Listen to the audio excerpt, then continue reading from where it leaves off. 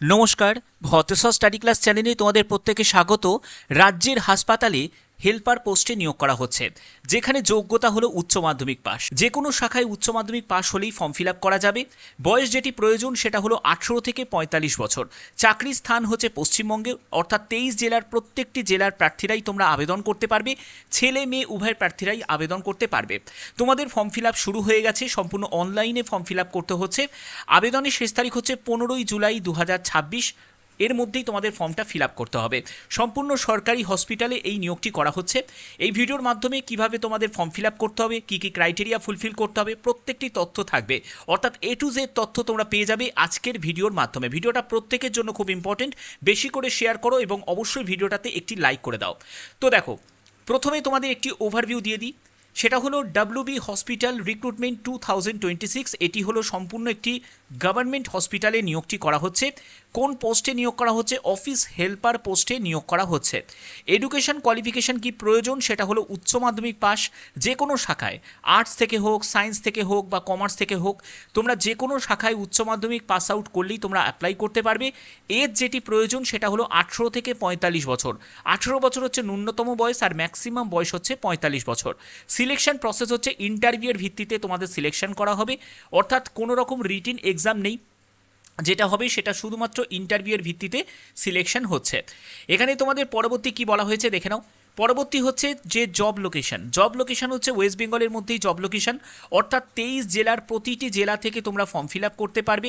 ঠিক আছে, তোমরা অবশ্যই কোন জেলা থেকে এই ভিডিওটা দেখছো তোমার জেলার নাম প্রত্যেকে কমেন্টে এখনই জানিয়ে দাও, প্রত্যেকে জানাবে। ওকে, আচ্ছা, আমরা পরবর্তী নোটিফিকেশনে চলে যাচ্ছি। তোমরা দেখতেই পাচ্ছ এখানে তোমাদের ম্যাক্সিমাম যে এজ লিমিট সেটা হলো 45 বছর, অর্থাৎ 18 বছর থেকে 45 বছর হচ্ছে তোমাদের এজ লিমিট রয়েছে। উচ্চ মাধ্যমিক পাস হচ্ছে এসেন্সিয়াল কোয়ালিফিকেশান। যে কোয়ালিফিকেশানটি তোমাদের অত্যাবশ্যক সেটা হলো উচ্চ মাধ্যমিক পাস। যে কোনো শাখায় উচ্চ মাধ্যমিক পাস হলেই অ্যাপ্লাই করা যাবে। ডিজারেবল কোয়ালিফিকেশান মানে এটা কিন্তু ম্যান্ডেটারি নয়, এটা হচ্ছে অগ্রাধিকার পাবে যদি তোমার কোনো কম্পিউটারে যোগ্যতা থাকে বা হসপিটাল ম্যানেজমেন্ট নিয়ে যদি তোমার পড়াশোনা থাকে, তুমি অগ্রাধিকার পাবে। বাট যেটা এসেন্সিয়াল কোয়ালিফিকেশান সেটা হলো উচ্চ মাধ্যমিক পাস। ঠিক আছে, এই কোয়ালিফিকেশান থাকলেও তুমি অ্যাপ্লাই করতে পারবে, এই কোয়ালিফিকেশান না থাকলেও তুমি অ্যাপ্লাই করতে পারবে, কোনো অসুবিধা নেই। ওকে, তো দেখো তোমরা কিভাবে ফর্মটা ফিল আপ করবে। তার আগে তোমাদের বলে রাখি যে এখানে 15ই জুলাই হচ্ছে আবেদনের শেষ তারিখ। এর মধ্যেই তোমাদের সম্পূর্ণ অনলাইনে ফর্মটা ফিল আপ করতে হবে। ঠিক আছে, তো চলো আমি তোমাদের ফর্ম ফিল আপটা আমি দেখিয়ে দিচ্ছি। এর জন্য এখানে ক্লিক করলাম। নোটিফিকেশানের মধ্যেই কিন্তু ফর্ম ফিল আপের যে লিঙ্ক সেটা রয়েছে, সেখান থেকে তোমরা ফর্মটা ফিল আপ করতে পারবে। তো দেখে নাও যে কীভাবে আমি ফর্মটা ফিল আপ করছি। এর জন্য তোমরা দেখো তোমাদের অ্যাপ্লিকেশন ফর্ম তোমরা দেখতে পাচ্ছ যে পোস্টে নিয়োগ করা হচ্ছে। একটি হচ্ছে টেকনিক্যাল সাপোর্ট পোস্ট রয়েছে, আর একটি হচ্ছে অফিস হেল্পার পোস্ট রয়েছে। তো যে পোস্টে তুমি অ্যাপ্লাই করবে সেই পোস্টটাকে তুমি সিলেক্ট করে নেবে। যারা টেকনিক্যাল ক্যাটাগরি নিয়ে পড়াশোনা করেছো তারা টেকনিক্যাল পোস্ট সিলেক্ট করবে। যারা জেনারেল লাইন নিয়ে পড়াশোনা করেছো উচ্চ মাধ্যমিক পাস তারা অফিস হেল্পার পোস্ট সিলেক্ট করবে। এরপরে হচ্ছে তুমি এখান থেকে তোমার নাম, এখান থেকে তুমি তোমার নামটা টাইপ করবে, ফুল নেম তোমাকে টাইপ করতে হবে। ঠিক আছে, তোমার এখানে তোমার জেন্ডার কি আছে, মেল না ফিমেল সেটা তুমি সিলেক্ট করতে পারবে। ঠিক আছে, এবার সিলেক্ট করার পরে এরপরে তোমার ফাদার নেম তোমাকে এখানে টাইপ করতে হবে, মাদার নেম এখানে তোমাকে টাইপ করতে হবে, তোমার ডেট অফ বার্থ এটা একদম সম্পূর্ণ নির্ভুলভাবে তোমার ডেট অফ বার্থটা টাইপ করবে। তারপরে হচ্ছে তোমার ক্যাটাগরি, তুমি যদি জেনারেল থেকে হয়ে থাকো জেনারেলে টিক দেবে, যদি SC ST OBC থেকে বিলং করে থাকো তাহলে তুমি সেটাতে টিক দেবে। যারা EWS রয়েছো তারা কিন্তু জেনারেলি তোমরা টিক দিতে পারবে। ঠিক আছে, এর পরবর্তী হচ্ছে প্যান নাম্বার তোমাকে এখানে বসাতে হবে, তোমার আধার নাম্বারটা বসাতে হবে, তারপরে কন্ট্যাক্ট নাম্বার মানে মোবাইল নাম্বারটা বসাতে হবে, ইমেল আইডিটা বসাতে হবে, তোমার কারেন্ট অ্যাড্রেস অর্থাৎ তোমার অ্যাড্রেসের সম্পূর্ণ ডিটেলসটা তোমাকে এখানে ফিল আপ করতে হবে। তারপরে তোমার পার্মানেন্ট অ্যাড্রেসের সম্পূর্ণ ডিটেলসটা ফিল আপ করবে। এডুকেশন কোয়ালিফিকেশান অনুযায়ী তোমার এডুকেশন কোয়ালিফিকেশান কত অবধি রয়েছে সেই এডুকেশন কোয়ালিফিকেশান তুমি সিলেক্ট করবে। তুমি মানে একেবারে মাধ্যমিক থেকে শুরু করতে পারো, তারপরে তুমি উচ্চ মাধ্যমিক দিলে, তারপরে তোমার যদি গ্র্যাজুয়েশন থাকে তুমি গ্র্যাজুয়েশন দিলে, এরকম করে তুমি সিলেক্ট করতে পারো। এছাড়া তুমি সর্বোচ্চ তোমার যে যোগ্যতা সেটাও তুমি দিতে পারো, বা এখানে যে যোগ্যতা চেয়েছে উচ্চ মাধ্যমিক তুমি সেটাও সিলেক্ট করতে পারো। ঠিক আছে, তবে এটাই বেটার হবে তোমরা প্রথমে মাধ্যমিকটা সিলেক্ট করলে তারপরে উচ্চ মাধ্যমিকটা সিলেক্ট করলে। এগুলো করার পরে যদি তোমাদের আরও অন্যান্য যোগ্যতা থাকে, মানে তোমার যদি কোনো ডিপ্লোমা বা সার্টিফিকেট থাকে তাহলে তুমি আদার্সও রাখতে পারো। ঠিক আছে, তারপরে হচ্ছে এক্সপিরিয়েন্সের দেখতে পাচ্ছ যে এখানে কোনো রকম অভিজ্ঞতার প্রয়োজন নেই। যারা ফ্রেশার ক্যান্ডিডেট তারা প্রত্যেকে অ্যাপ্লাই করতে পারে। তো এখানে ফ্রেশার্স অপশানে তোমাদের টিকটা দিয়ে দিতে হবে। এগুলো করার পরে তোমাদের এনি আদার কোয়ালিফিকেশান, যদি তোমার অন্য কোনো শিক্ষাগত যোগ্যতা থাকে সেটা তুমি এখানে মেনশন করতে পারো। সেটা হতেই পারে তোমার কোনো সার্টিফিকেট রয়েছে, কোনো কোর্স করা রয়েছে, সেটা তুমি ডিটেলসটা দিয়ে দেবে। এরপরে বলছে যে upload all documents in one PDF format. এখানে দেখতেই পাচ্ছ একটা পিডিএফ ফরম্যাটের মধ্যেই তোমাদের সব ডকুমেন্টসগুলোকে আপলোড করতে হবে।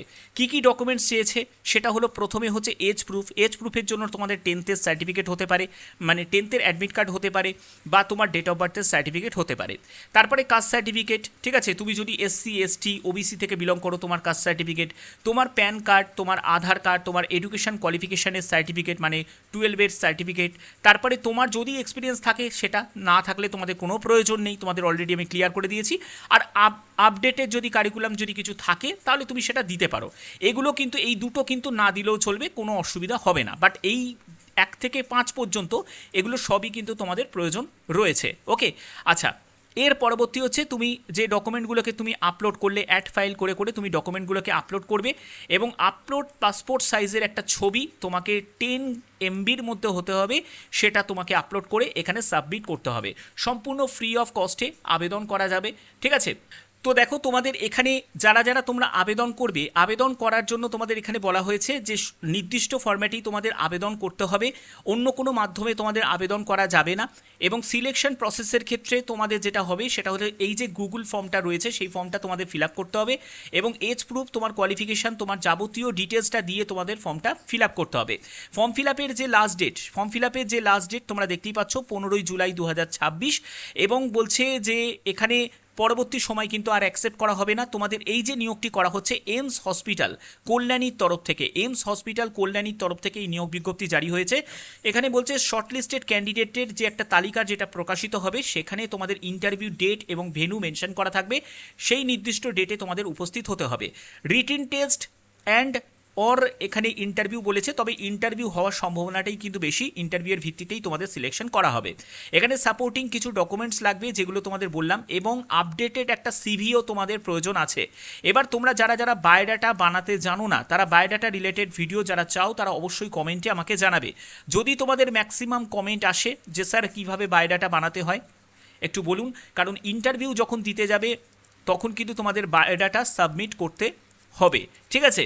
এবং তোমাদের কিছু অরিজিনাল সার্টিফিকেট রাখবে, সেগুলোও কিন্তু ভেরিফিকেশান হবে। যখন তুমি ইন্টারভিউ দিতে যাবে তখন কিন্তু তোমাদের সেই অরিজিনাল সার্টিফিকেটগুলো নিয়ে যেতে হবে, এবং তোমাদের জেরক্স কপিগুলোও তোমাদের সঙ্গে ক্যারি করতে হবে, ঠিক আছে। তোমাদের রেজাল্ট যেটা পাবলিশড হবে অফিসিয়াল ওয়েবসাইটে পাবলিশড হবে। আমি অফিসিয়াল ওয়েবসাইট থেকে তোমাদের দেখিয়ে দিচ্ছি কীভাবে আমি ফর্মটা পেলাম, সেখান থেকে তোমাদের ব্যাপারটা আমি বুঝিয়ে দিচ্ছি। এর জন্য যেটা করব সেটা হলো, একদম অফিসিয়াল সাইটে আমি ভিজিট করব, দেখতে পাচ্ছ যেটা হলো এইমস কল্যাণী। তো এখানে আমি ক্লিক করব, তো এইমস কল্যাণীতে আমি ক্লিক করছি। এখানে দেখো আমি একদম ডাইরেক্ট সাইটে আমি ভিজিট করলাম, দেখতে পাচ্ছ। তো এখানে প্রথমে তুমি ল্যাঙ্গুয়েজ সিলেক্ট করে নেবে, কোন ল্যাঙ্গুয়েজটা। তোমাদের জাস্ট গুগলে সার্চ করতে হবে এইমস কল্যাণী বলে, তোমরা গুগলে সার্চ করবে, এইটুখানি নিশ্চয়ই তোমরা পারবে, ভিডিওটা দেখলেই তোমরা বুঝতে পারছো। তো এখানে তুমি ল্যাঙ্গুয়েজ সিলেক্ট করবে, তো আমি এখান থেকে ইংলিশ সিলেক্ট করলাম, এরপরে কন্টিনিউ সিলেক্ট করলাম। দেখো একদম অফিসিয়াল পেজে ভিজিট করে গেছি। এখান থেকে জাস্ট স্ক্রল করে নিচের দিকে নামবে, এখানে রিক্রুটমেন্ট যে সেকশনটা দেখতে পাচ্ছ এখানে ক্লিক করবে। এখানে ক্লিক করার পরে দেখো তোমাদের রেজাল্ট দেখতে পাচ্ছ, এখানে 1 নম্বর, 2 নম্বর এবং 3 নম্বর। 3 নম্বরেও দেখো তোমাদের অ্যাডভার্টাইজমেন্ট ফর কন্ট্যাকচুয়াল, এটা কিন্তু একটা কন্ট্যাকচুয়ালভাবে নিয়োগ করা হচ্ছে এবং অফিস হেল্পার পোস্টে নিয়োগ করা হচ্ছে। এবং এইখানে তোমাদের জাস্ট একটিবার ক্লিক করতে হবে। যখনই তুমি এইখানে ভিউ ডিটেলসে ক্লিক করবে, দেখো তোমাদের কাছে পেজ ওপেন হয়ে যাবে। এখান থেকে তুমি নোটিফিকেশনটা ডাউনলোড করতে পারবে, দেখতে পারো এখানে নোটিফিকেশনটা ডাউনলোড করবে। আমি নোটিফিকেশন দেখো, তোমাদের এই যে নোটিফিকেশন ডাউনলোড করার পরই তোমাদের এই যে অ্যাপ্লাই করার যে লিঙ্ক, সেটা কিন্তু তোমাদের এখানে দেওয়া রয়েছে। একদম অফিসিয়াল কিন্তু একদম নোটিফিকেশন, যেটা দেখতে পাচ্ছ এইমস কল্যাণীর তরফ থেকে, ওয়েস্ট বেঙ্গল এইমস কল্যাণীর তরফ থেকে এই বিজ্ঞপ্তি তোমাদের জারি করেছে। ওকে, তো আশা করি ভিডিওর মাধ্যমে প্রত্যেকটি ব্যাপার তোমাদের ক্লিয়ার করতে পারলাম। যদি ভিডিওটা ভালো লাগে, একটি কাজ করতে হবে, ভিডিওটাকে বেশি করে শেয়ার করতে হবে। প্রত্যেকটি আপডেট পাওয়ার জন্য অবশ্যই চ্যানেলটিকে সাবস্ক্রাইব করে রাখতে হবে, বেল আইকনটাকে অল করে রাখবে। এখনের মতো এটুকুই, ধন্যবাদ।